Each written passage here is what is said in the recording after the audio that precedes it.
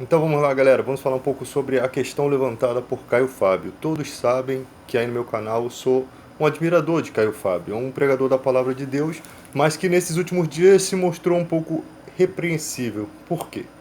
Porque Caio Fábio está dizendo que demônios, que a Bíblia não afirma que demônios são anjos caídos.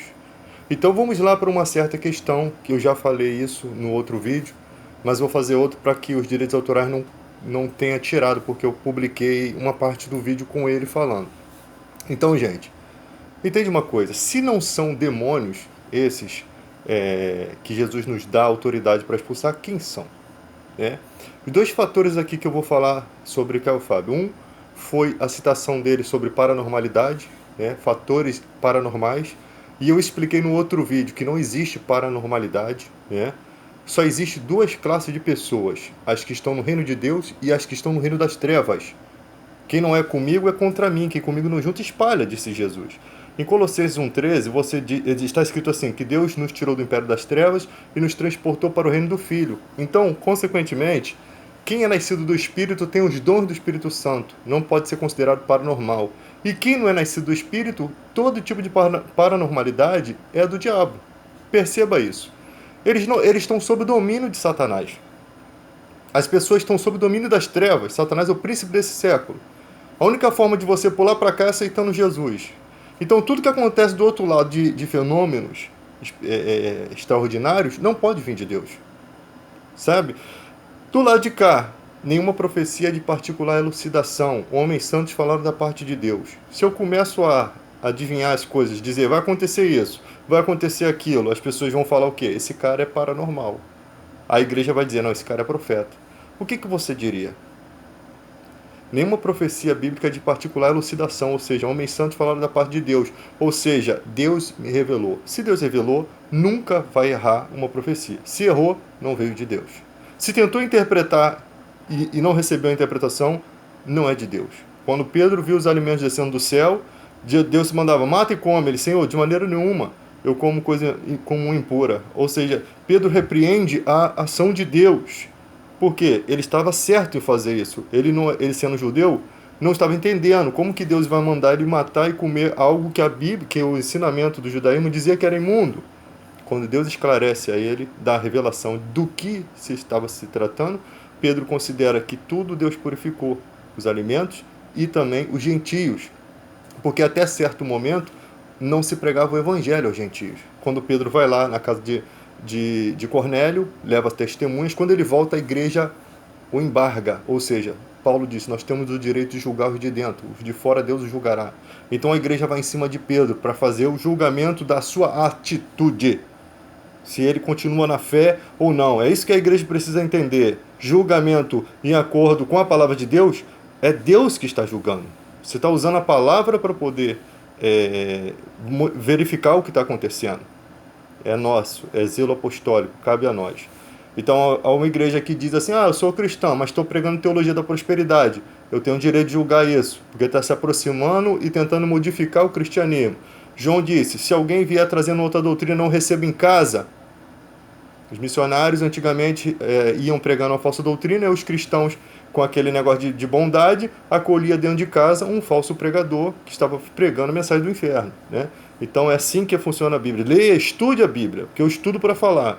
E tem que ter dom, né? Não pode ser só um curso de teologia. Tem que ter chamado e tem que ser obediente a Deus. Se tem chamado, tem o Espírito Santo. Se tem o Espírito Santo, quando fala, a igreja ouve e diz o amém. Por quê? Porque há um só Espírito e uma só fé. Nada dessa palhaçada de que a igreja diz assim, a nossa fé é diferente, respeite, negativo, é só um espírito, falar em todas a mesma coisa, a mesma linguagem, está escrito na Bíblia, né? Então o Carl Fábio fala sobre os demônios, voltando ao assunto que eu corri muito. Em toda a Bíblia, a referência de diabo, de Satanás como pai da mentira, ou seja, a origem da mentira surge em Satanás. Antes dele não há mentira, ele é o pai, senão ele seria o filho, né? Ou se houvesse outro, ele seria o avô, o neto da mentira. Não, ele é o pai, a paternidade. Ele dá origem à mentira. Ele dá origem ao erro. Ele dá origem à derrota no céu. Aí o cara falou assim, mas são várias categorias principais de potestade. você vai na guerra com 2 bicicletas e 3 velocípedes? Satanás se uniu a um exército, é o que temos o entendimento, principados e potestades. Ele se uniu porque ninguém vai estruturar uma guerra contra Deus sem unir-se a gente forte. Se Satanás viesse andando e dissesse assim, pô, esse demônio aqui, faltando uma perna, faltando um braço, né? Esse cara não tem condição de lutar, esse cara não tem poder. Ele se uniu a grandes esferas, ele conseguiu corromper grandes principados e potestade para poder lutar contra Deus e consequentemente Deus deve ter permitido ele achar que poderia vencer. Deus permitiu, quando surge no coração dele, deixa ele achar que ele pode vencer. É assim, caiu na sua própria cilada, sua própria astúcia. Olhou, posso tomar o céu, se lascou, se deu mal. É assim, por quê? Porque ele foi enganado pelos próprios propósitos. O inimigo que tropeça e cai. O inimigo que vem é que tropeça e cai. Não é a gente que empurra ele. Então ele se tropeçou, achou que podia vencer, foi lançado. Jesus disse, eu vi Satanás cair do céu com um relâmpago. No Apocalipse, você tem o destino final deles. O inferno, o lago de fogo e enxofre, lá estará o quê? A morte, o inferno, todos que não estão escritos no livro da vida. Mas o inferno foi preparado para Satanás e seus anjos. Não há outra referência. Aprenda isso, Caio Fábio. Não há outra referência. O que você está pregando aí dá margem para as pessoas acharem que pessoas ruins, quando morrem, se tornam espíritos perturbadores. É isso que dá margem da sua pregação. Então, no destino final deles mostra que os relatos sobre Satanás, a estrela da alva, que levou 1/3 dos céus, podem ser corretos, porque se conformam com toda a Bíblia. Eles foram lançados do céu.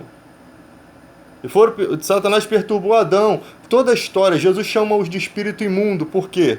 Porque diante de Deus, se existir, vamos supor, Gabriel, Arcanjo Miguel, se esses anjos, arcanjos, tivessem perdido a sua glória, para Deus não representa mais nada. Eles não seriam mais Miguel, eles não seriam mais nada. Eles seriam só espírito imundo.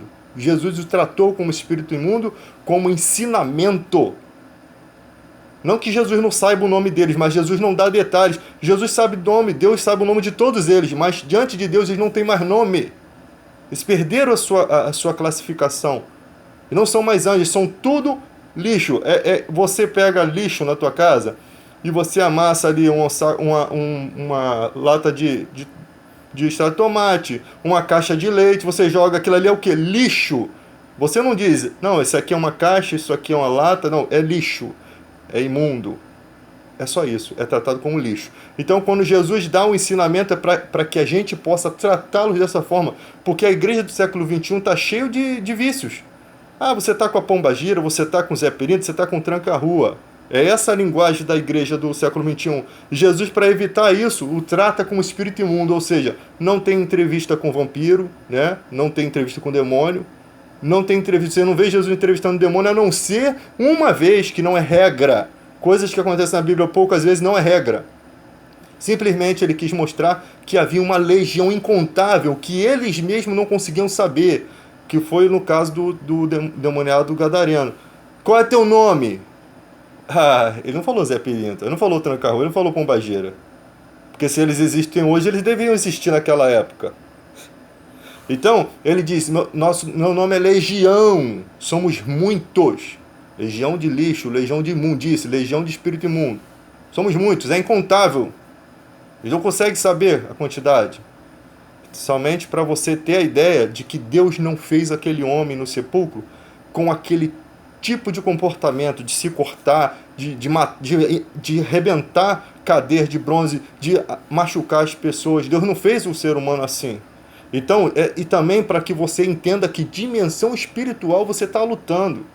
Porque se tem 2.000 demônios ali, ou mais, você não é um simples caso de uma pequena possessão. Como era a possessão daquela criança que o demônio jogava na água e no fogo. Jesus nem dá resposta, Jesus pergunta ao pai do menino as consequências. Desde quando acontece isso? Desde a criança. Muitas vezes joga na água e no fogo para o matar. Ele tem um espírito mudo e surdo. Jesus diz, espírito mudo e surdo sai dele. Ou uma classe de espírito que, quando a criança se jogava, o demônio jogava na situação de perigo, é o que eu imagino, e a criança não conseguia gritar por socorro.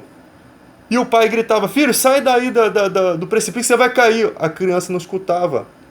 Sabe, eu creio que seja isso a questão. Ele, na hora que queria, não deixava a criança ouvir a voz do pai. Então, você tem que estudar a Bíblia para você ter essa visão espiritual, né? Então, Jesus nos dá a ordem para expulsá-lo. Teve certa vez que os discípulos não conseguiram expulsar, né? Que foi essa vez dessa criança. Jesus disse, essa casta só sai com jejum e oração. Esse tipo de demônio, ele não diz que é espírito de pessoas ruins, que morreram e ficaram vagando, porque a Bíblia é bem clara que após a morte segue-se o juízo. Então vai vir, essas pessoas vão reviver e vão passar pela segunda morte, que é a morte eterna. E o inferno, o lago de fogo e enxofre, será lançado, o inferno e a morte será lançado dentro do lago de fogo e enxofre, né? E ali haverá choro e ranger de dentes para todo sempre, de dia e de noite. Ah, mas por que de dia e de noite se não vai ter noite? É uma forma de linguagem, que o sofrimento vai ser eterno. Agora, quanto à questão do amor de Deus, essa questão do que é eterno para Deus, e outra coisa, Deus não dá satisfação do que ele vai fazer. Se ele quiser acabar com tudo, ele não precisa dar satisfação. Se existe outra criação humana que a gente não conheça, que a nossa história não relata. Porque Deus é eterno. Muito antes da criação da Terra, Deus já existia muito antes. Entende? Ele não dá. Deus é um ser inexplicável, que nem faz muita questão de se explicar. Mas ele dá o caminho que é pela fé. Não tem outro caminho. A pessoa fica assim, o cara é ateu, o cara... Gente, aprenda uma coisa. A melhor coisa para ser nesse universo do que crer em qualquer coisa é ser ateu. Pelo menos você não teve a iluminação para acreditar em Deus. Pelo menos você não está crendo numa falsa fé, falsa religião que tira o dinheiro dos outros, tira a paz, às vezes até a vida. Tem pessoas que por conta de um ideal aí de pastores se matam, dão seus bens todos, outros se matam, até se matam. Então é melhor ser ateu. Seja um ateu, graças a Deus, né? Seja um ateu se o evangelho não iluminou você. Porque a Bíblia diz, ninguém pode dizer Senhor Jesus se não for pelo Espírito Santo. Aprenda isso, igreja. Jesus disse assim, ninguém vem a mim se o Pai não o trouxer e eu o ressuscitarei no último dia. E o que vem a mim de modo nenhum lançarei fora. Ou seja, ninguém pode ir até Jesus se o próprio Deus não levar. Se o próprio Deus não levar. Eu não sei como é que funciona isso. De repente Deus permite que a pessoa viva na ignorância para que ela não se perca. O amor para que Deus não precise julgá-la de acordo com os atributos do Evangelho. Então Deus sabendo o futuro pode tentar salvar ela por meio das bem-aventuranças. Eu não sei como é que é a questão. Sei que tem muito assunto ainda para desmiuçar. A pessoa fala assim, não pode ser salvo sem Jesus. Vem cá. Os índios e pessoas que nunca tiveram conhecimento de Jesus, como é que vai ser salvo? Aí tem a questão da bem-aventurança, da consciência. Você lembra que lá atrás, antes de existir lei, Deus não julgou aquelas pessoas, porque sem lei não existe pecado. Então, qual é a lei que está aqui dentro da tua mente? O que você sabe da vida? O que você sabe que é certo e errado? Se você não tem a lei de Deus, é essa lei da consciência que vai ser o seu juiz. Sem contar que quem não foi tirado do império das trevas só pode ser carne. O que é nascido da carne é carne. Não que Deus não queira que ela seja espírito, mas as pessoas pensam assim, não aceitou Jesus, viveu a vida toda na farra, vai se dar bem. Gente, ter Jesus é a melhor coisa que você pode ter. A pessoa que não tem Jesus já está em prejuízo. Você não entende isso. Por mais que ela esteja se alegrando na carne, ela já está em prejuízo. Ela nunca vai ter o que nós temos. Jesus disse, a paz que eu tenho vos dou, não a dou como o mundo a dá. É lógico que a dele é muito melhor. A dele tem muita satisfação. O problema é que somos idiotas e preferimos a paz do mundo. Sempre somos idiotas e preferimos a concupiscência dos olhos. O desejo da carne, a imbecilidade humana é o que nos faz errar e ficar distante de Deus. Mas se a gente mergulhasse em Deus como Deus quer, como Jesus quer que a gente mergulhe, nós experimentaríamos todo o Salmo 91 e o Salmo 23 junto, todos os salmos da Bíblia. Ele me faz deitar em pastos verdejantes, guia-me mansamente às águas de descanso. É isso que a gente ia experimentar. Do contrário, tu fica sofrendo igual um imbecil. Fui.